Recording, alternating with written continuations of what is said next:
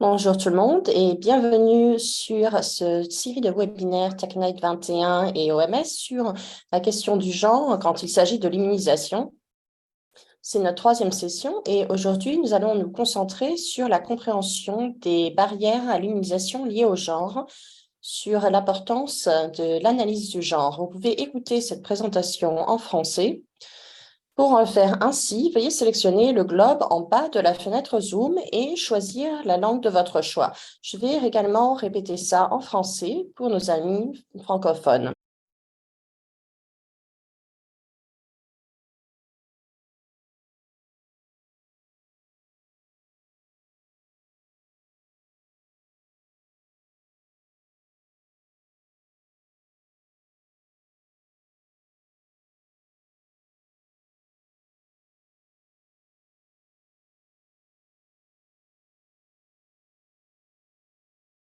En parlant du chat, désolé, je viens de réaliser que je n'ai pas encore activé le chat. Voilà, c'est activé, désolé. Vous pouvez vous présenter et nous dire d'où vous venez. Vous pouvez également nous donner votre nom, nous en serions ravis. Vous pouvez également utiliser ce chat si vous avez des problèmes techniques et je serai là pour vous aider du mieux possible. Si vous avez des questions pendant la présentation ou si vous connaissez déjà les webinaires TechNet, s'il vous plaît, utilisez les questions et réponses à tout moment pendant la présentation. Ces questions et réponses sont disponibles en bas de la page également. Et je crois qu'en français, ça s'inscrit sous Q et R. Donc, n'hésitez pas à poser des questions à tout moment et nos présentateurs y répondront après la présentation et pendant la session questions et réponses. Enfin, cette session est enregistrée. Nous allons partager le lien vers la vidéo ainsi que les diapositives. J'espère que vous allez apprécier cette présentation et je donne à présent la parole à Stéphanie. Stéphanie, c'est à toi. Merci Alex. Bienvenue tout le monde. C'est notre deuxième session, pas la troisième. Donc, désolé, vous n'avez rien raté, mais désolé. Non, non, c'est pas grave. Ça veut juste dire qu'il nous reste encore 3 sessions après celle-là. Et donc, comme vous en souvenez peut-être, si vous êtes enregistré sur cette session aujourd'hui, vous serez automatiquement enregistré pour les sessions à venir. Mais vous savez qu'il y en a déjà plusieurs à venir. Donc, n'hésitez pas à partager avec vos collègues, avec votre réseau, à encourager les gens à s'enregistrer. Comme Alex l'a dit, les diapositives seront disponibles, mais si vous avez raté la semaine dernière et que vous voulez rattraper, vous pouvez trouver les sessions d'il y a 1 semaine et 2 semaines sur notre page TechNet. Nous allons partager le lien dans le chat à la fin de la journée. Et également sur cette page, vous avez les liens pour tous les webinaires et tous les enregistrements. Et vous pouvez écouter tout ce que vous avez manqué. Nous allons aujourd'hui nous concentrer sur les données liées au genre et sur l'analyse. Donc, sur la question de pourquoi le genre est important, qui est un document sur lequel cette série de webinaires est basée, nous avons étudié différentes approches concernant le genre en lien avec l'immunisation. Donc, aujourd'hui, nous allons entrer un petit peu plus en profondeur dans certaines de ces approches. Donc, les sessions aujourd'hui, ce sera sur l'analyse des données et pourquoi est-ce que c'est important de corriger et d'analyser ces données au niveau du pays. Donc, pour nous parler de ça, nous avons 3 fantastiques présentateurs aujourd'hui. Nous avons Michaela Manna qui va commencer, nous donner une vue d'ensemble sur la raison pour laquelle c'est important d'avoir des données liées au genre et les raisons pour lesquelles nous devons être un peu plus systématiques dans la collecte et l'analyse de ces données dans nos programmes. Nous avons également Valentina Bigoni qui va nous parler de certaines analyses qui ont été réalisées dans cette initiative. Il va nous parler également des données qui ont été collectées lors de la campagne polio qui a été menée récemment. Et enfin, nous allons passer à Veronia Kamanga de l'UNICEF qui va mettre en évidence certaines des analyses de genre que l'UNICEF a entrepris au niveau régional. Donc, je vais passer la parole à Michaela pour commencer. Merci beaucoup Stéphanie et bonjour tout le monde et bienvenue sur ce deuxième webinaire de la série. Donc Stéphanie l'a mentionné, je vais vous parler d'une vue d'ensemble de l'importance de l'analyse des données sur le genre. Et ensuite, nous allons entendre deux présentations très intéressantes, comme Stéphanie l'a mentionné. Et ensuite, bien sûr, des questions. Nous aurons du temps pour les questions et les réponses. Donc, comme mentionné durant le premier webinaire, nous parlions du genre, pourquoi le genre est important au niveau de l'immunisation. Eh bien, le genre, c'est très important au niveau de la santé et ça a un fort impact sur l'immunisation, que ce soit du côté de la demande, du côté des personnes, des comportements, mais également du côté approvisionnement, de la façon de fournir des services. Donc, si nous voulons améliorer la couverture immunitaire, c'est très important d'adresser toutes les façons qui fait que le genre interagit avec les questions socio-économiques et les facteurs culturels. Nous avons discuté lors du premier webinaire des barrières à l'immunisation au niveau du genre, que ce soit du côté de la demande ou du côté de l'approvisionnement. Donc, si nous voulons adresser ces barrières, nous devons homogénéiser le genre. Et comment faisons-nous ça? Nous avons commencé avec l'analyse du genre. L'analyse du genre est vraiment le point de départ au niveau de l'homogénéisation. Donc, comment est-ce qu'on conduit une analyse du genre? Alors, d'abord, on recueille les données. On recueille les données quantitatives, mais également les données qualitatives, les informations qualitatives. Et c'est la somme de ces informations et de ces données qui va nous aider vraiment à élaborer notre analyse du genre. Donc, quand on parle de données quantitatives, on parle de statistiques liées au genre. Donc, les pourcentages, les ratios, les coefficients, les lacunes. Et ces statistiques-là doivent vraiment réfléchir les différences au niveau de l'égalité dans la situation des hommes et des femmes. Et ça veut dire que nous désagrégeons les données par sexe au minimum, mais également d'autres caractéristiques dépendant du contexte que nous voulons comprendre.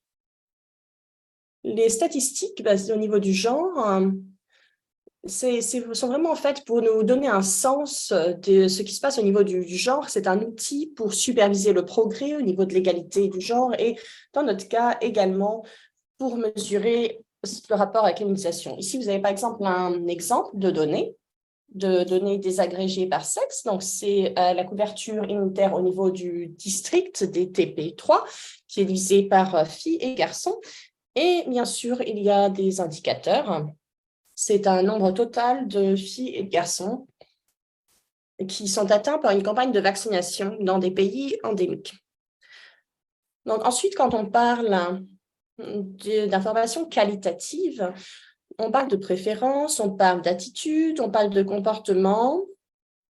Et ces informations sont recueillies de diverses façons. Par exemple, par des interviews ou des discussions de groupe ou des ateliers.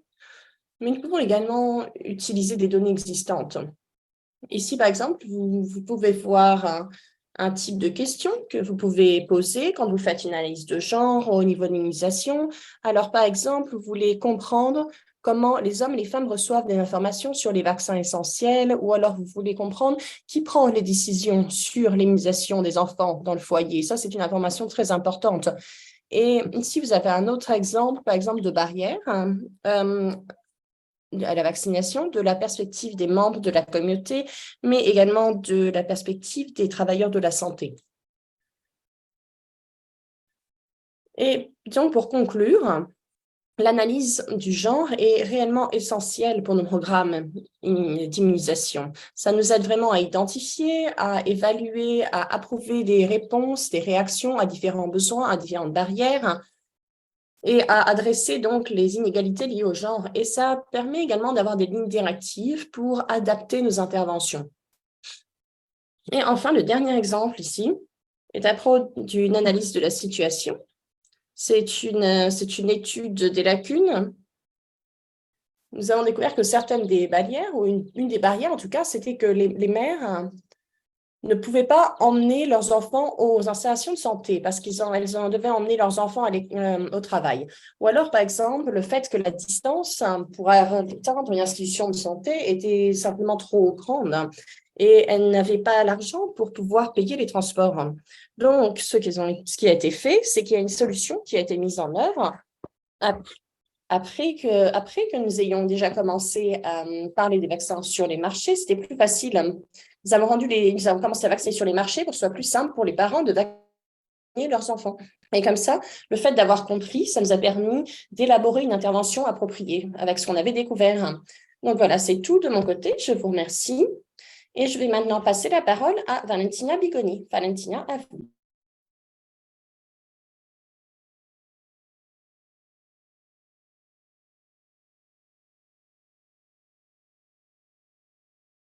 Valentina, je crois que vous devriez pouvoir partager votre écran maintenant. J'espère que vous pouvez voir mon écran. Oui, oui, il faut juste le mettre en mode projecteur et ça ira. Excellent. D'accord. Donc, donnez-moi un moment pour le prompteur si j'en ai besoin. Merci beaucoup. Donc, bonjour, bon après-midi, bonne soirée tout le monde. Je vais vraiment vous présenter ce qui a été fait en termes de réussite vu par une lentille genre pour le programme GPEI et notre stratégie. Je vais vous montrer quelques résultats, voir comment les données ont été analysées et considérées pour différents objectifs. Donc, en 2018, le GPEI a sorti son briefing sur l'analyse du genre. C'était afin de comprendre comment le genre avait une influence sur l'éradication de la polio. Et nous avons regardé 4 indicateurs liés au genre dans ce briefing technique. Et nous avons également fait une analyse de programme très exhaustive et la stratégie a été développée et approuvée par le POB en mai 2019. Et en 2022, nous avons approuvé une nouvelle stratégie d'éradication et nous l'avons homogénéisée. La stratégie des qualités du GPI nous présente 4 indicateurs clés. Le premier indicateur que vous pouvez voir dans ces cases bleues mesure l'accès à l'immunisation, et alors que l'indicateur 4 montre la livraison du service d'immunisation. Donc, nous avons fait des enquêtes pour voir si les filles et les garçons recevaient une couverture immunitaire égale. Le pourcentage d'hommes et de femmes était indiqué et c'est un composant très important parce que ça nous parle des enfants qui n'ont pas reçu de dose et nous permet de répondre à la question, est-ce que nous manquons plus de garçons ou plus de filles? L'indicateur 3, c'est pour les comportements parentaux en ce qui concerne la recherche de produits de santé. Est-ce qu'il y a une barrière? Est-ce qu'il y a un délai qui est lié au genre de l'enfant? Et enfin, l'indicateur 4 mesure la représentation des garçons et des filles auprès des travailleurs de la santé, y compris les travailleurs sociaux. Donc ça, c'est le tableau de bord du GPI, le tableau d'abord d'analyse, celui-ci est montré par une lentille liée au genre, les pourcentages divisés par filles et garçons, l'âge, le groupe d'âge et le nombre de doses reçues. Ce sont des données globales au niveau du pays et qui sont fournies par le GPIE depuis 2015. Le genre a été intégré dans le cadre de travail avec un processus de 6 mois qui a inclus des experts du genre, le siège et également les bureaux au niveau du pays. Et il y a eu également des mesures supplémentaires qui ont été intégrées. Aujourd'hui, on va se concentrer sur les indicateurs de performance clés. 3, c'est l'indication de la performance des campagnes de vaccination. Donc, il y a eu l'introduction d'une analyse de supervision de la campagne de la polio. Alors, pour nous assurer de la qualité, nous avons une méthodologie qui s'appelle AQAS. C'est une méthode qui permet d'évaluer la qualité d'une méthode à la suite d'une activité de vaccination et qui va redéfinir des zones qui s'appellent des lots. Et nous avons utilisé ça comme échantillon. Donc, normalement, chaque lot inclut 60 enfants qui sont dans 6 clusters différents. Enfin, ces évaluations veulent répondre à la question la plus importante, qui est est-ce que l'enfant sélectionné vacciné, donc qu'est-ce qu'il a été marqué, finger marked, noté par un doigt en français, est-ce que ça veut dire est-ce que l'enfant a été vacciné? Donc là, on voit un enfant qui a été marqué au doigt pendant l'évaluation. Et donc, lors de cette évaluation, ainsi, nous pouvons voir combien d'enfants ont reçu une marque au doigt. Nous avons également des questions sur le sexe, ainsi que les raisons pour la non-vaccination. Quelles sont les limites de cette analyse? Alors, la raison pour laquelle les vaccins n'ont pas peut-être été effectués ne sont pas encore inclus dans l'analyse. C'est assez difficile de donner des informations sur les actions correctives globalement parce que l'analyse devrait être faite en temps et en heure au niveau du pays en considérant le contexte. Et enfin, vous pouvez effectuer différentes analyses selon les indicateurs de performance clés ou les actions programmatiques. Aujourd'hui, je vais présenter quelques résultats sur la supervision de qualité sur la Journée nationale de l'immunisation au Cameroun, qui a eu lieu en mai 2022. Et à la fin, il y a 3 différents indicateurs qui sont utilisés, qui utilisent des processus d'évaluation différents. Le LQAS, une supervision indépendante, et également une couverture administrative. Donc, le LQAS, en général, ne sont pas considérés comme, les résultats ne sont pas considérés comme satisfaisants. Nous considérons que ça a échoué quand plus de 3 enfants, soit 60, ne sont pas vaccinés, alors que c'est une réussite s'il y a moins de 3 enfants pour 60 enfants qui ne sont pas vaccinés. Donc, au niveau de la réponse immunitaire nationale. En bas à gauche, nous avons voulu répondre à la question suivante. Sur l'échantillon de 60 enfants, quelle est la proportion de filles sélectionnées qui ont été vues? Et l'échantillonnage nous montre que c'était assez équilibré entre les filles et les garçons, mais que les filles faisaient à peu près représenter plus de 50% environ du groupe d'échantillonnage. Et cette nouvelle carte en bas à droite, ça voulait répondre à la question sur les enfants sélectionnés et non vaccinés, donc c'est-à-dire qui n'ont pas été notés au doigt. Quelle était la proportion de filles? Donc, dans vert, vous avez les enfants non vaccinés, c'était assez égal entre garçons et filles.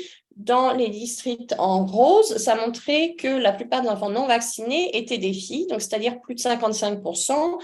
Et en bleu, cela montre que c'était plus de garçons qui n'étaient pas vaccinés. Nous avons aussi cette carte en haut à droite qui répond à la question sur les garçons et les filles sélectionnés, là où il y a eu 90% de couverture pendant le LQAS. Cette question devait répondre à un indicateur de performance clé 4, et par conséquent, l'analyse du genre va se concentrer sur les résultats montrés sur cette carte spécifique. Donc, en regardant ensuite à ces résultats, cela montre qu'il y a 7 provinces sur 10 qui ont échoué. Ça veut dire qu'ils n'ont pas atteint la marque des 90%. En regardant la province, certaines provinces à l'ouest qui ont eu de très mauvaises performances, par exemple, seulement 10 ont réussi. Et à droite, vous pouvez voir les districts qui ont passé et ceux qui n'ont pas passé la marque entre 2022 et le premier trimestre de 2023. Donc, on peut voir là où il y a seulement une barre, ça veut dire que le district n'a été couvert qu'une seule fois depuis le début 2022. Mais on peut également voir que les districts dans des provinces de l'Ouest ont conduit 2 enquêtes et seulement les femmes ont atteint 90% de couverture. Dans l'ensemble, dans ces districts, là où il y a eu un LQAS, 73% ont échoué pour les filles et les garçons, 40% ont passé seulement, 14% pour les filles seulement, et 11% de ceux qui n'ont pas réussi ont passé seulement pour les garçons. Donc, en termes d'indicateurs de performance clés, le seuil de l'indicateur de performance clé n'a pas été atteint, que ce soit pour les filles ou pour les garçons. Si vous regardez de façon similaire, une autre étude en Cameroun, vous pouvez voir que la QS s'est améliorée. Donc maintenant, il y a seulement 37% des lots qui ont échoué par rapport à avant. Et ça veut dire qu'il y a toujours 37%, c'est toujours quand même assez inquiétant. C'est un signal assez inquiétant tout de même. Mais même si plus de districts ont réussi à passer, il y a plusieurs provinces qui n'ont toujours pas atteint le seuil national. Mais cependant, en considérant ces districts, il y en a 71 qui n'ont pas passé au niveau du LQAS. Si on regarde les données désagrégées, les indicateurs ne se sont pas améliorés par rapport à avant. En considérant que les résultats de LQAS sont améliorés et les indicateurs de performance clés également, les filles et les garçons ont des résultats similaires. Si vous regardez les résultats du dernier SIA, vous pouvez voir que peu importe le genre, le problème demeure au Cameroun. Seulement 26% des districts passent toujours pour les filles et les garçons, 15% des districts échouent, que ce soit pour les filles ou pour les garçons. Et si on regarde les SIA et le LQAS, les filles ont une chance légèrement plus élevée d'être vaccinées en termes d'indicateurs de performance clés pour les SIA. Les filles et les garçons atteignent le seuil de 90%. Donc, pour conclure, quelle est l'analyse à faire ici? Tout d'abord, au niveau du LQAS, cela veut dire que la qualité de la campagne de vaccination n'a pas été satisfaisante, et ce, quel que soit le genre. C'est important que sur le groupe échantillon de 60%, c'est important de noter qu'il y a un certain équilibre au niveau du genre, et c'est également important d'identifier les différences géographiques où les filles et les garçons ne reçoivent pas de vaccin. Comment est-ce qu'on peut utiliser ces informations pour entreprendre des mesures correctives? Est-ce que les indicateurs de performance clés peuvent répondre à ces lacunes entre les filles et les garçons? Et enfin, quelles sont les étapes suivantes?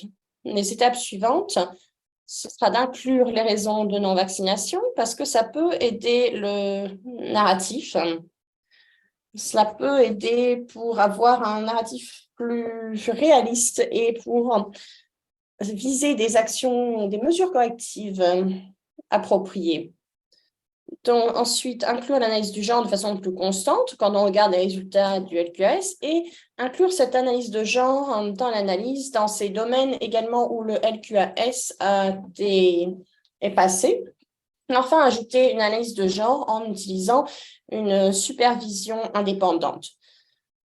Ça sera une étape très importante à atteindre. Voilà, je vous remercie beaucoup et je crois que je vais passer la parole à Stéphanie.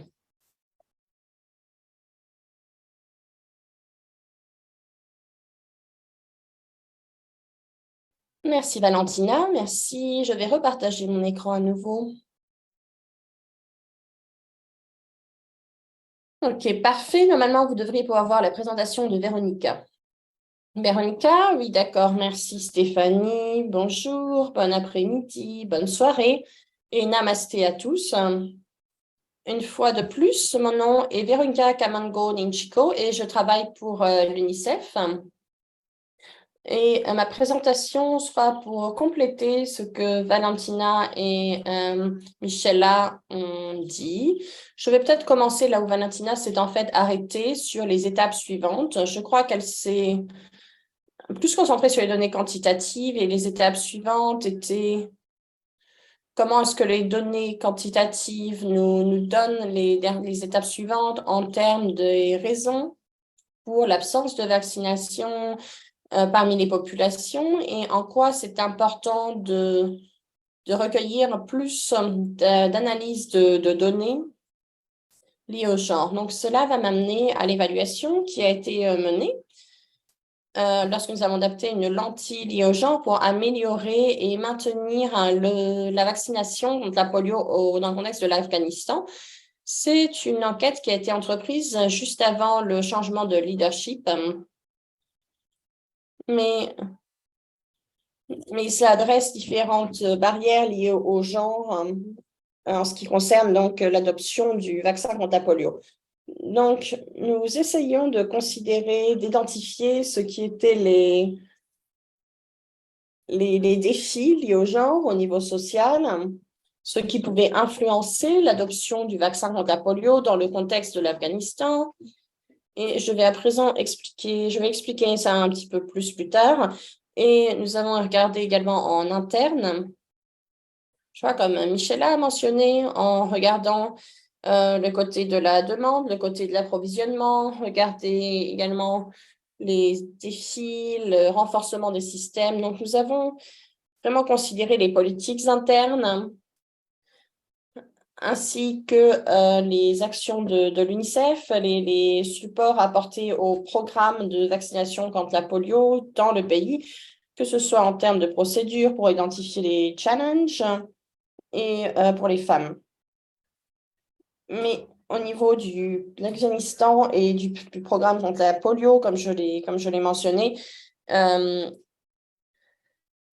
nous avons également considéré le SBC, nous avons voulu mener une révision des matériaux SBC parce que je crois qu'il fallait également changer un petit peu d'état d'esprit parce que beaucoup des barrières finalement faisaient partie des mouvements restreints des femmes, des travailleurs sociaux. Donc ça, c'était vraiment une barrière à l'adoption du vaccin.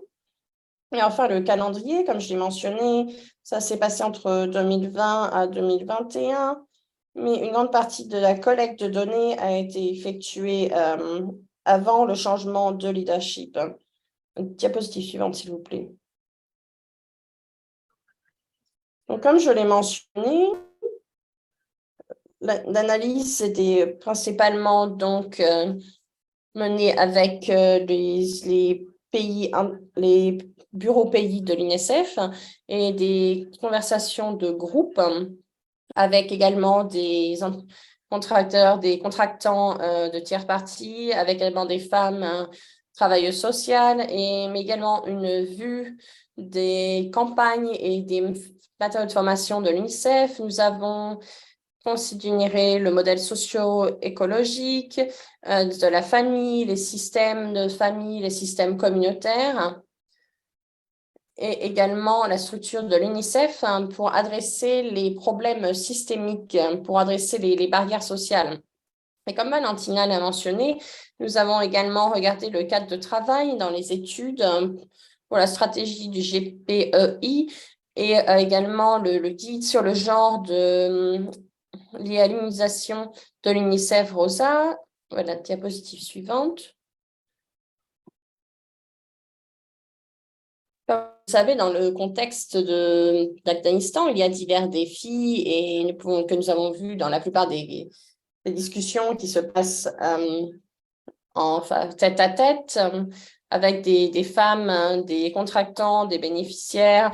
Mais nous avons eu des problèmes au niveau des voyages, des déplacements restreints à cause de la situation qui se déroulait pendant la collecte de données et de la transition de leadership entre l'ancien gouvernement et le nouveau, ce qui a rendu les choses difficiles dans le pays. Pour mener ces groupes de discussion, nous avons fait beaucoup en ligne.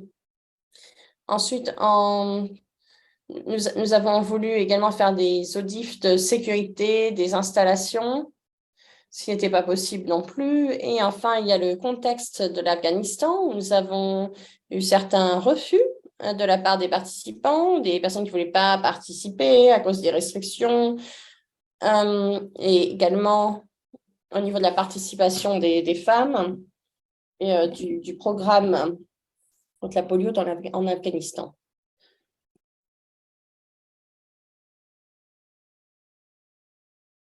Donc, rapidement, quelles sont certaines de nos conclusions? Tout d'abord, l'intégration du genre dans les programmes de l'UNICEF, dans leur communication, les changements de comportement sociaux et l'implication de la communauté pour faciliter une meilleure adoption du vaccin contre la polio.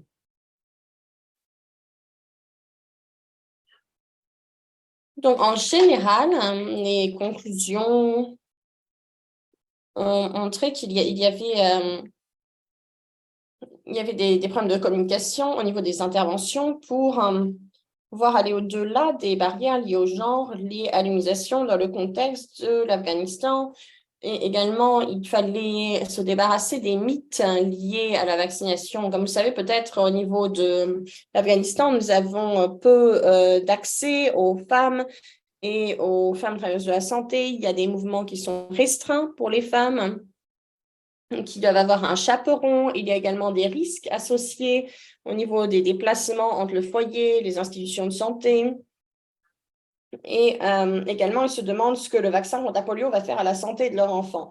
Donc, je crois qu'il y a vraiment eu des informations assez limitées en termes de langage de communication pour pouvoir éviter tous ces mythes, tous ces défis. Et en général, ce que nous avons découvert également, c'est qu'il y a eu une déconnexion entre les stratégies conçues et la réalité des opportunités pour les équipes infranationales.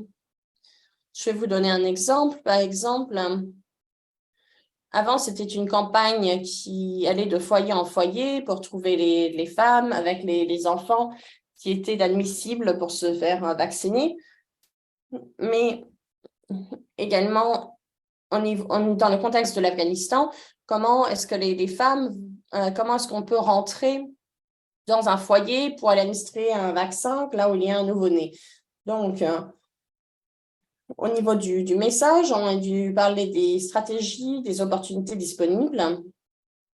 Et quand il y a eu un changement de leadership, il y a eu également un changement au niveau du vaccin de la polio dans la plupart des campagnes. Donc, dans ces contextes de communication, dans ces messages, nous devons considérer ça, qu'il y a des restrictions au niveau de la mobilité, que les femmes ne peuvent pas forcément aller à la mosquée, quelles peuvent être les stratégies pour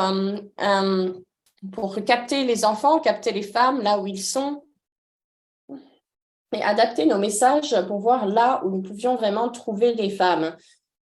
Et où est-ce que les femmes sont à l'aise vraiment pour se réunir, où est-ce qu'on peut les atteindre avec nos messages contre la polio et le vaccin. Suivant. Donc, pour continuer sur cela, je crois sur les campagnes spécifiques, 1767 mobilisateurs. Sur les personnes recrutées, 100% étaient des hommes. Cependant, à partir de décembre 2021, plus de mobilisateurs femmes sont en train de recruter. Nous essayons de voir s'ils peuvent atteindre les femmes dans le contexte de l'Afghanistan. Et comme je vais répéter, et à partir de la campagne décembre 2021, il y a eu plus de recrutement de femmes pour essayer de mobiliser à la vaccination. Mais comme je l'ai dit, c'est dans le cadre de la stratégie de l'UNICEF et nous devons voir si nous pouvons mieux adresser les barrières liées au genre. Et enfin, le chiffre ci-dessus prend également en compte les mobilisateurs sociaux qui étaient à 100% des hommes.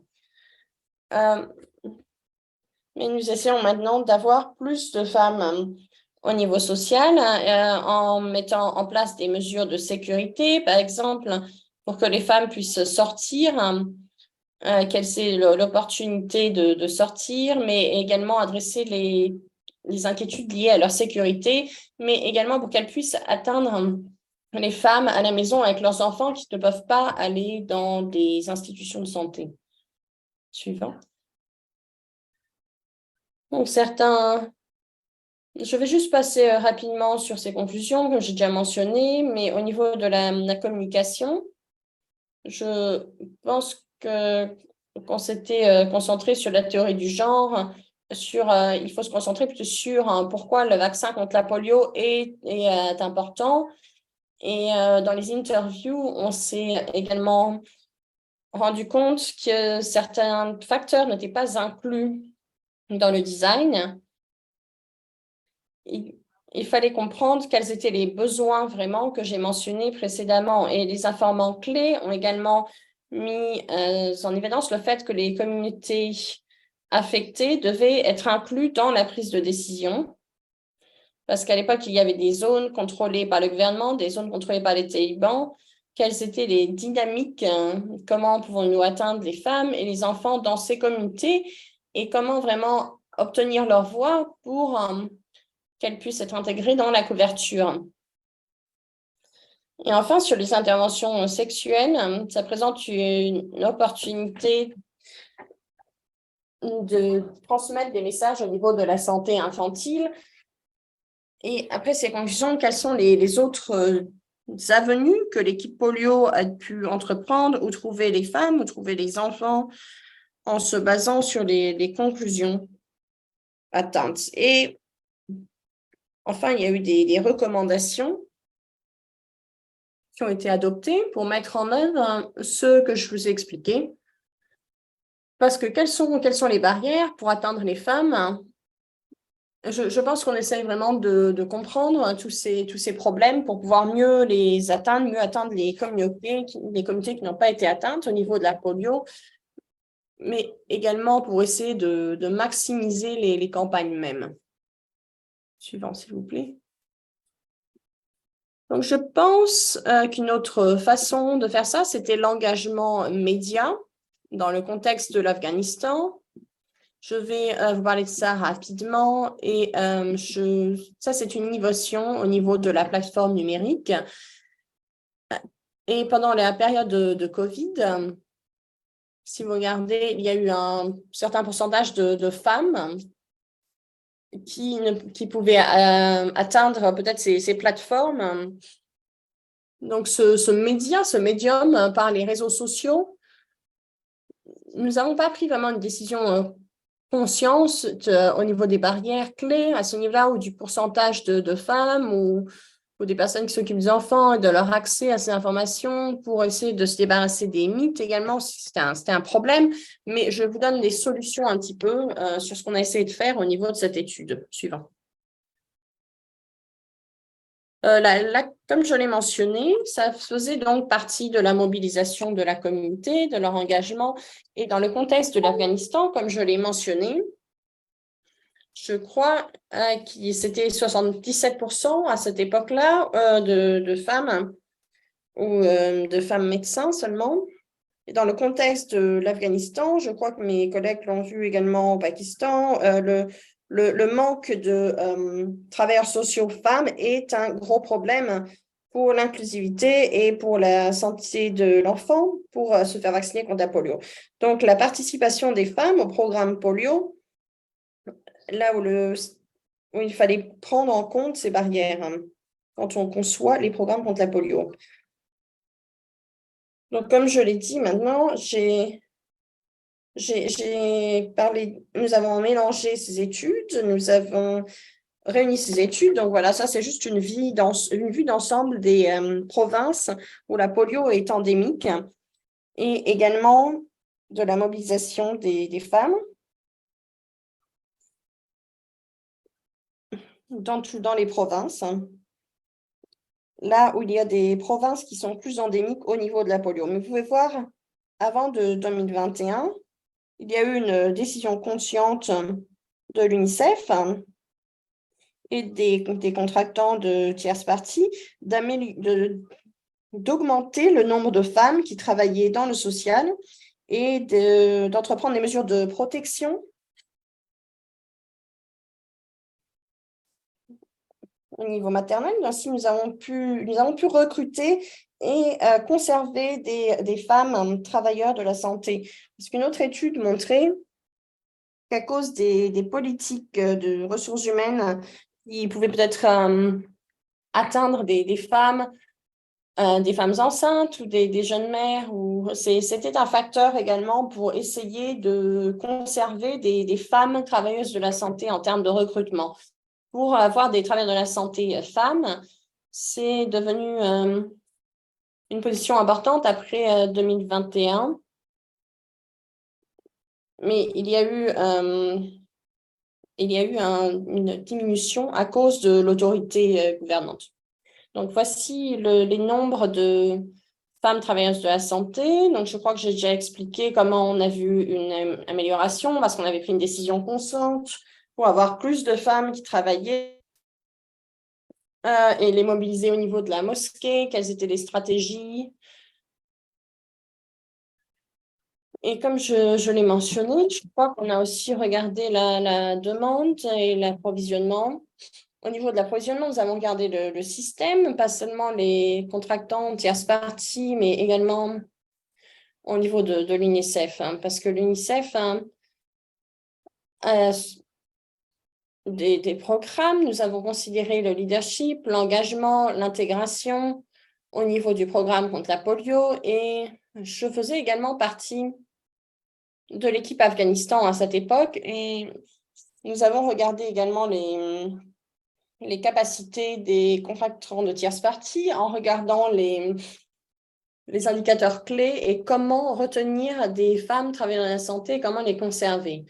Comme je l'ai mentionné précédemment, c'est une organisation au niveau du gouvernement. Il faut voir, est-ce que nous avons pas seulement l'UNICEF, mais des politiques qui sont bonnes pour les familles.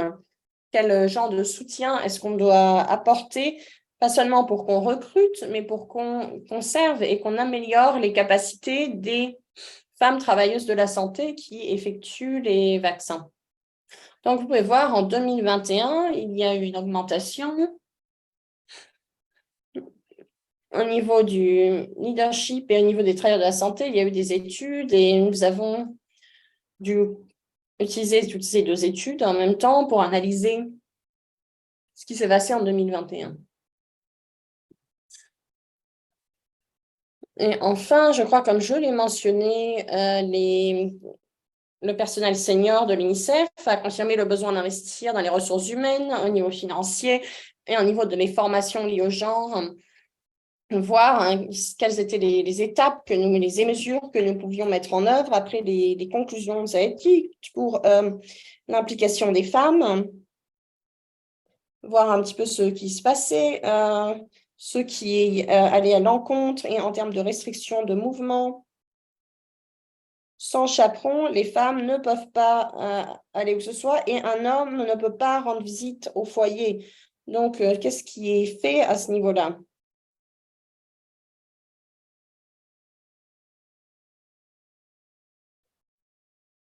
Au niveau des facteurs externes, vous pouvez voir les différences sur les cartes. Par exemple, les femmes à Kaboul, les femmes selon leur statut économique, il y a des différences à ce niveau-là. Au niveau de l'acceptance également d'un homme qui vient peut-être dans leur foyer, ou est-ce qu'ils peuvent aller dans la mosquée pour faire des visites, de la mobilisation de foyer en foyer. Nous avons également adopté des institutions avec ségrégation.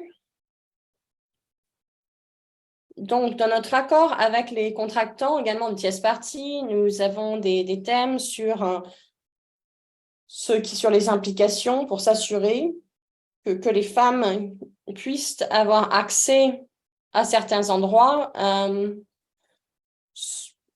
là où il y a eu des préconditions posées par le gouvernement. On dit sur les endroits où les femmes peuvent s'asseoir, par exemple, depuis 2021.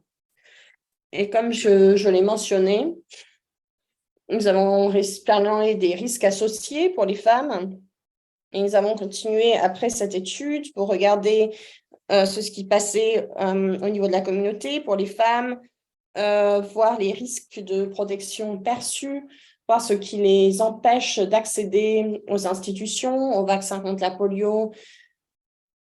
Dernière diapositive dans l'intérêt de rester dans les temps. Et peut-être qu'on peut juste passer à la dernière diapositive.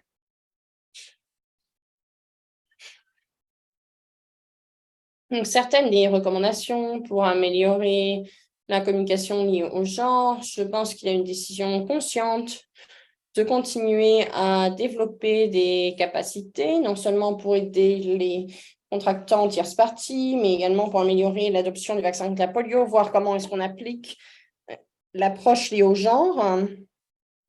Et il y a eu une décision consciente également de la part de la perspective de l'UNICEF sur la façon de concevoir nos messages au niveau du pays ou au niveau régional pour ces problèmes que j'ai mentionnés. Voir si dans la province, on peut aller de foyer en foyer ou de mosquée à mosquée, quels sont les messages, comment adresser les risques liés au genre, et pour continuer à recueillir également des données qualitatives et sociales. Je crois que c'est Valentina qui a mentionné les données qualitatives et quantitatives qui nous permettent de mieux comprendre les indicateurs sociaux, les barrières sociales, les problèmes de protection dans le contexte de l'Afghanistan, qui empêche les femmes d'accéder au vaccin contre la polio pour leurs enfants, examen pour que les femmes soient employées par les contractants de tierce partie et pour également qu'elles continuent à être employées pour qu'elles puissent accéder au foyer. Diapositive suivante, s'il vous plaît. Peut-être qu'on peut passer ça, je crois que j'en ai déjà parlé. Diapositive suivante. Donc, vous pouvez voir peut-être au niveau des institutions, au niveau des contractants de tierce partie, quelles sont les politiques adaptées peut-être aux femmes et aux familles au niveau de l'UNICEF, voir comment est-ce qu'on peut atteindre les femmes, améliorer leur participation et en quoi ça a un impact sur l'adoption du vaccin contre la polio et sur l'amélioration des connaissances et des connaissances au niveau du genre, au niveau de l'homogénéisation. Tout pour améliorer l'adoption du vaccin, que ce soit au niveau de l'UNICEF, au niveau des contractants de tierce partie. Mais on peut passer à la suite. Oui, donc dans l'intérêt de rester dans les temps, suivant, s'il vous plaît. Donc, je pense que c'est la même chose, la stratégie, le focus, qu'est-ce qui est fait maintenant au niveau systémique? Je pense que c'est lié au reste des choses dont j'ai parlé, certaines des problèmes que j'ai mentionnés aujourd'hui. C'est quelles sont les barrières systémiques? C'est au niveau des travailleuses femmes, mais aussi au niveau du déplacement entre la mosquée et l'entrée dans les foyers. Nous avons vu ça dans le contexte de l'Afghanistan. Donc, nous avons besoin d'une équipe liée au genre de l'UNICEF qui travaille dans le contexte de l'Afghanistan pour créer des espaces qui sont sécurisés pour les femmes et les filles, pour aller au-delà des barrières liées au genre. Mais après, ce que nous avons découvert par ces études, les mouvements restreints étaient un des problèmes principaux. Donc, nous avons dû voir comment on peut s'appuyer sur ces résultats pour des changements au niveau des communautés, au niveau des foyers. Donc, nous avons commencé à utiliser des espaces sûrs pour les femmes, en particulier pour les programmes contre la polio. Et il y a eu également une amélioration des facteurs liés au genre pendant cette période 2019-2023, parce que dans les campagnes, la plupart des femmes ne pouvaient pas se déplacer, mais quand on obtient des informations à partir d'un espace sûr pour les femmes et les enfants, alors les risques d'un endroit à l'autre diminuent. Et également, ils peuvent recevoir les messages sur la polio et ainsi aller au-delà des barrières liées au genre. Et ils peuvent avancer les messages contre la polio dans des espaces sûrs pour les femmes, y compris dans certaines provinces où il y a beaucoup plus de restrictions. Et enfin, dans ces espaces sûrs, ça a permis d'attirer plus de femmes à venir, à participer au programme. Et les équipes polio peuvent s'appuyer dessus et également soutenir plus d'activités liées à la polio afin de plus attirer les femmes Et on regarde un petit peu quelles étaient les motivations pour que les femmes aillent, par exemple, dans ces espaces sûrs. Est-ce qu'ils peuvent faire vacciner leurs enfants? Qu'est-ce qui encouragerait ces femmes en particulier à passer à l'étape suivante et utiliser les espaces sûrs également pour la prise de conscience, pour les connaissances liées au vaccin contre la polio, mobiliser les femmes au travers des espaces sûrs. Vous pouvez voir qu'en 2023, il y en a plus de 800 de ces espaces sûrs. Et il y a également d'autres initiatives, utiliser des espaces sûrs, utiliser des plateformes diverses pour avoir des espaces sûrs. C'est là où on trouve principalement les femmes. Nous essayons de regarder un petit peu les autres parcours qui peuvent être utilisés par les équipes polio, là où les femmes peuvent aller chercher de l'eau, par exemple, ils étaient un espace sûr. Nous sommes en train de faire une autre étude sur ce sujet, parce que les femmes nous disent sur les autres parcours, là où nous pouvons les atteindre, est-ce que c'est la nutrition, est-ce que c'est la vaccination de routine, ou tout autre endroit où nous pouvons les atteindre. Mais nous essayons de voir également des données qui vont être collectées au niveau des espaces sûrs pour que les femmes puissent venir. Et s'il y a des concerns, des inquiétudes au niveau de la sécurité, on peut les encourager dans ces espaces sûrs et innover au niveau de l'espace sûr. Comme je l'ai mentionné au niveau des preuves, nous regardons également des études pour regarder aux normes liées au genre, pour aller au-delà de ces audits de sécurité, de ce que les femmes nous ont déjà dit au niveau des risques perçus. Nous pouvons continuer à adresser de façon continue au niveau des espaces sûrs, au niveau des plateformes, là où les femmes peuvent nous dire c'est là que nous sommes à l'aise, c'est là que nous pouvons recevoir les informations, c'est là que nous pouvons recevoir les messages. Maintenant, on discussion de ça, non seulement avec les travailleurs de la santé, mais également avec les femmes qui peuvent venir et faire vacciner leurs enfants. Je pense que je vais m'arrêter là ici et ensuite on peut répondre aux questions. Merci beaucoup.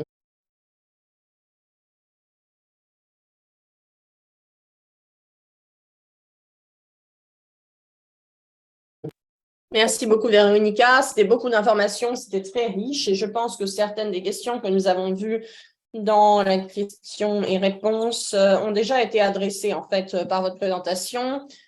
Donc, j'espère que pour ceux qui ont posé certaines de ces questions, vous avez déjà reçu une réponse. Par exemple, Ioma demande, à part du programme polio, quelles sont les stratégies d'homogénéisation pour les autres vaccins d'immunisation, les autres campagnes d'immunisation. Et je pense que vous avez justement montré toutes les stratégies employées, que toutes ces stratégies peuvent être utilisées pour la polio ou pour les immunisations de routine. Et tout ce qui a été appris au niveau de l'administration du vaccin contre la polio peut bien entendu être également adapté pour améliorer l'accès aux vaccins de routine. Et je pense que quand on fait ce type d'analyse, découvrant exactement ce que les barrières sont exactement dans le contexte, parce que tout est vraiment spécifique et lié au contexte. La première étape, c'est d'identifier quelles sont les barrières. La deuxième étape, c'est bien sûr de concevoir des interventions pour les adresser. Donc, c'est très important d'avoir les données pour ça, vraiment pour renseigner la façon dont nous concevons nos programmes.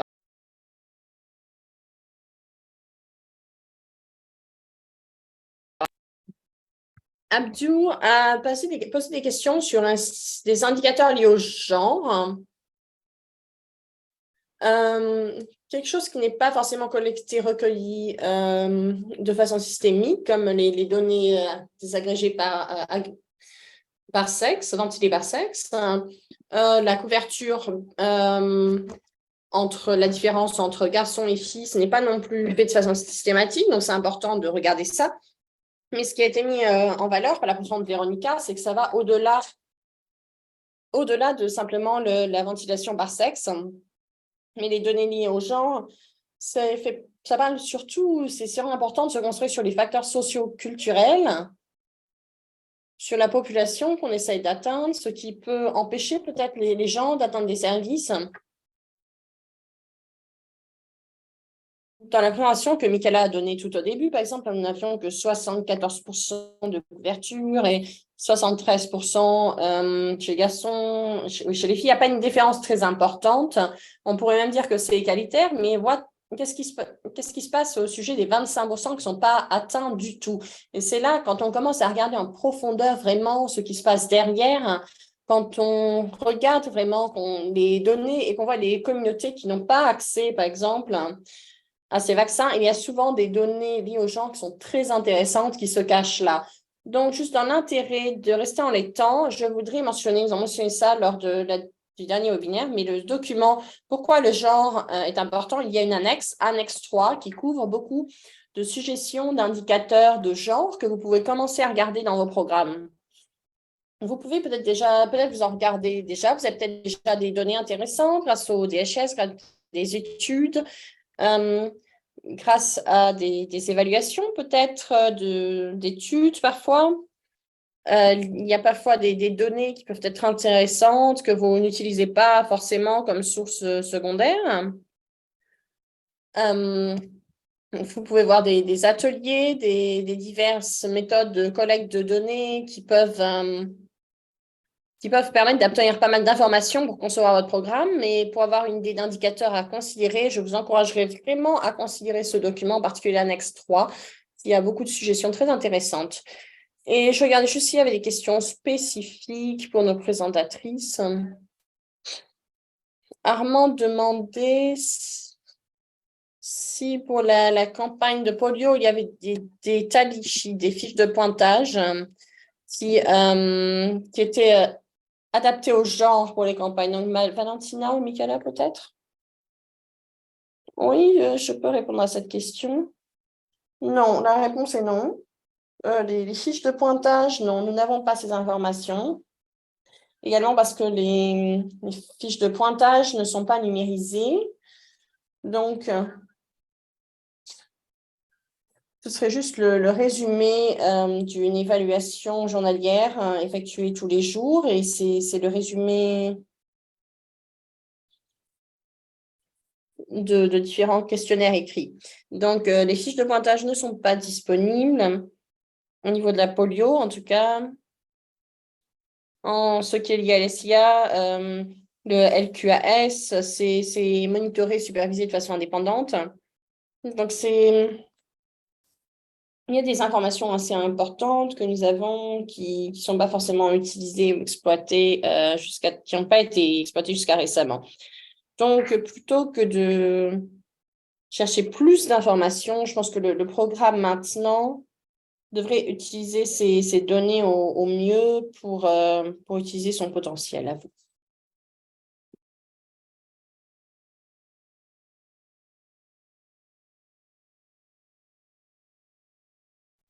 Tina, je ne crois pas qu'il y a d'autres questions vertes. Véronica, est-ce que vous avez autre chose à ajouter, juste pour les questions générales qui ont été posées ou...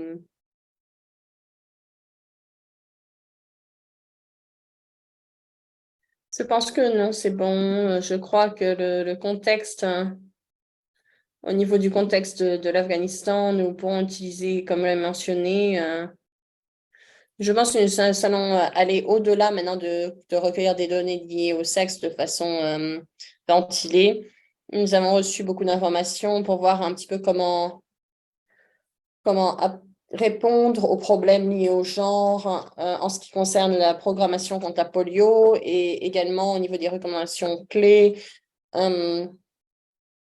voir vraiment ce qui se passe au niveau de l'équipe polio, quels sont les indicateurs qualitatifs qui devraient être obligatoires pour s'assurer que systématiquement, nous pouvons adresser ces problèmes liés au genre. Et je crois que ça va au-delà de combien de filles ou combien de garçons nous pouvons atteindre, mais quels sont ces autres facteurs qui sont détrimentaux, qui fait qu'il y a des enfants qui ne sont pas vaccinés. Donc, nous utilisons également les études qualitatives pour informer ces programmes au niveau des contactants de tierces parties et au niveau des critères et des critères liés au genre.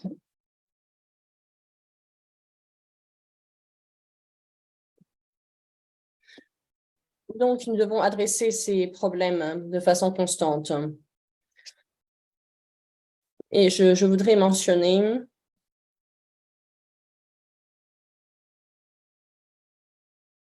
Mais nous devons nous concentrer sur vraiment ce qui est lié de façon spécifique au genre et voir ce qui n'est pas unique peut-être au Cameroun ou au Pakistan, mais qui sont uniques au contexte de conflit également.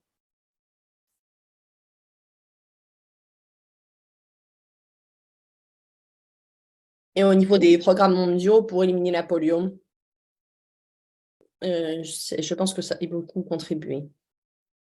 Merci Véronica. Je sais que nous n'avons plus de temps, donc nous allons perdre notre interprète française, donc nous devons fermer, mais je viens également de penser également, il y a eu un commentaire dans le chat au niveau de l'implication des hommes.